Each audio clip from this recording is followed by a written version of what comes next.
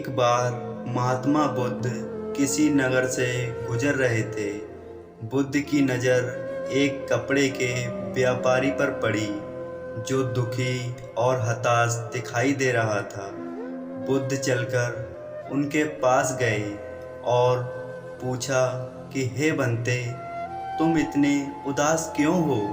अगर तुम मुझे अपनी चिंता का विषय बताओ तो मैं तुम्हारी कुछ मदद कर सकता हूँ। कपड़े के व्यापारी ने बुद्ध को प्रणाम किया और उनके पैर छुए, उनको अंदर बुलाया। उस व्यापारी ने कहा कि जब से मेरी पत्नी की मृत्यु हुई है, तब से मेरे घर पर मेरे छोटे बेटे की देखभाल करने वाला कोई नहीं है, इसलिए मैं हमेशा इसको अपनी दुकान पर लेकर आता हूँ। लेकिन मेरी दुकान पर आने वाले हर ग्राहक की पगड़ी को उछालकर फेंक देता है। कभी कभी उनका झोला उठाकर बाहर फेंक देता है। मैंने इसको बहुत समझाया, डांटा, लेकिन ये नहीं समझा।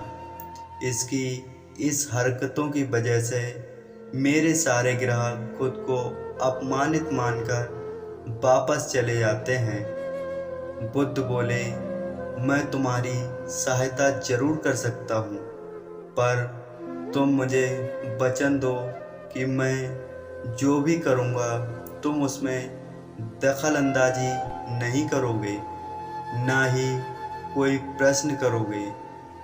व्यापारी बुद्ध को वचन दे देता है।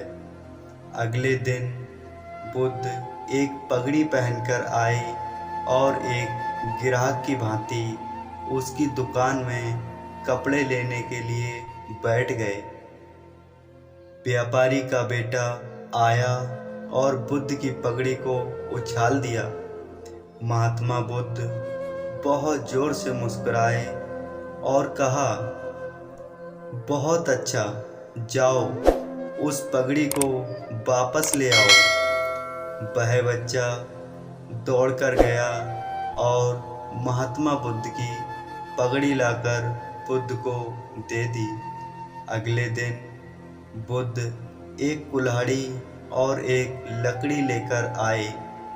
उस लड़के ने फिर से उस पगड़ी को उछाल दिया। बुद्ध ने उस लड़के को कुल्हाड़ी और लकड़ी दे दी और कहा, जाओ इस लकड़ी को काटो। व्यापारी को थोड़ा सा डर लग रहा था कि कहीं उसके बेटे को चोट ना आ जाए, लेकिन उसको अपना वचन याद था कि महात्मा बुद्ध ने कहा था 7 दिन तक महात्मा बुद्ध उस लड़के से कुछ भी करने को कहेंगे, व्यापारी उसमें अपना कोई भी हस्तक्षेप नहीं करेगा। महात्मा बुद्ध कोई न कोई नया काम लेकर आते और उस लड़के से करवाते।